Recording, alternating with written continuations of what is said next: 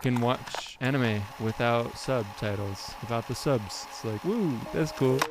Hey everyone, welcome back to Rupees Over Ramen, the show where we talk about animation, creativity, the creative process, and tons of other nerdy stuff. So if you saw that video on my YouTube channel about Asian markets, this is kind of like the extended edition of that video. So like I said in that video, I got introduced to Asian markets and also Studio Ghibli by my cousins. I had a YouTube channel with one of them, Top Hat Toast. If you've seen the Tanuki team and remember Toast, or way back when he was called Waban Stick, yeah, that was him. His family introduced me to Studio Ghibli and to Asian markets and to like bean buns. Super good. It's funny because like later I did a D&D campaign and I was a bard, but my weapon of choice was a frying pan because I was the cook for our party. And one time we were being held prisoner and I made bean buns to kind of soften up our captors and made some good friends of those ogres or trolls or whatever they were. Bean buns are magical. They're also a good projectile weapon. So yeah, like Asian markets and Asian culture are super cool. In the video I talked about one thing that's super cool about them is that you can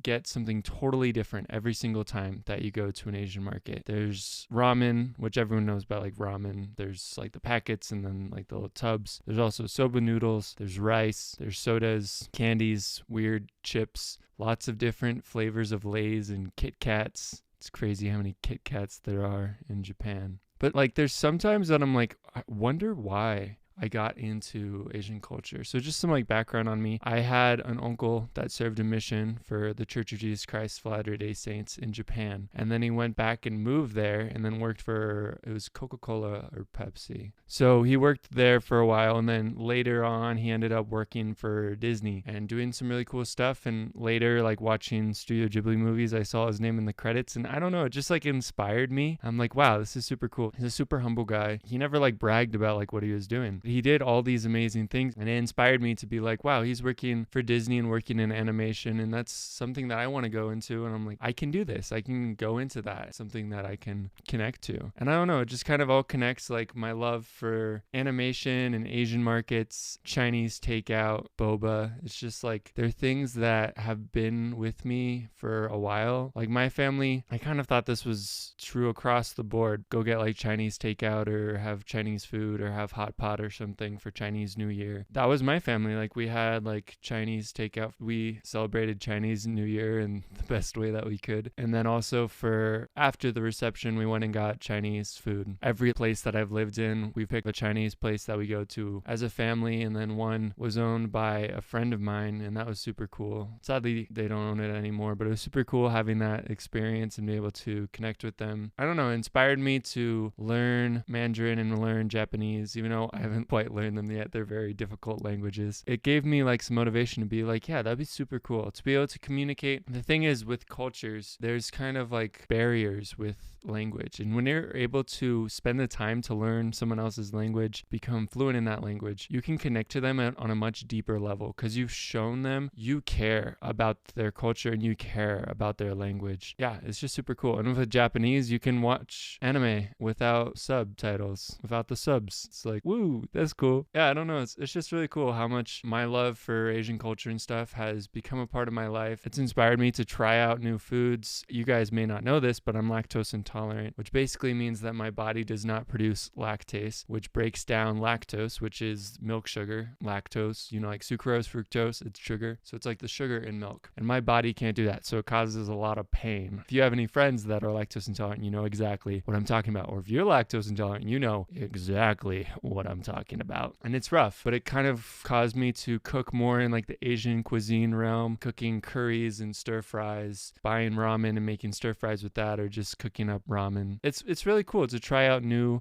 cultures, foods, and I don't know. I like trying new things. There aren't many foods that I don't like except for celery and radishes. And I've tried with celery. I haven't had many radishes, but anyways, I digress.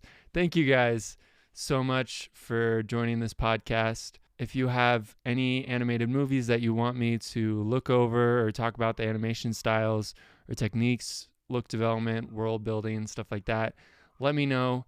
down in the comments on YouTube or send me an email. Yeah, it'd just be awesome to hear from you guys. And thank you so much for supporting me on this venture and this podcast. Thank you. See you guys next time. Peace. Also, now some super extra secret bonus content. I just realized there's more to record.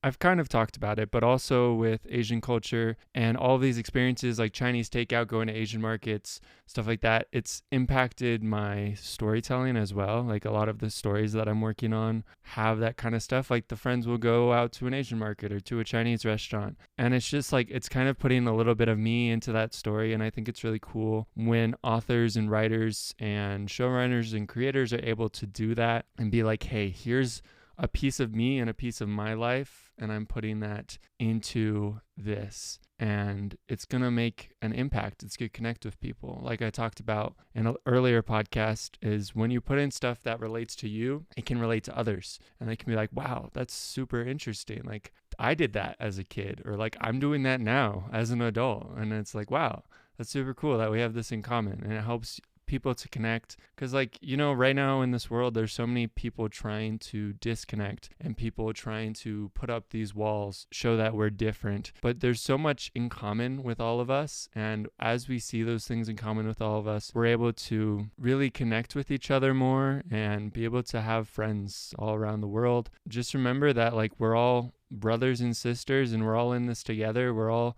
on this journey together. We're all in this party traveling. We have our different tactics and our different techniques and specialities, our weapons of choice. If yours is a frying pan or whatever it may be, we have those, and they can strengthen us and they can help us and they can help others. Our strengths can help others in their weaknesses. And yeah, that's just the quick thing I wanted to say here at the end. Thank you guys again so much. See you guys next Saturday, and see you guys next time. Peace once again.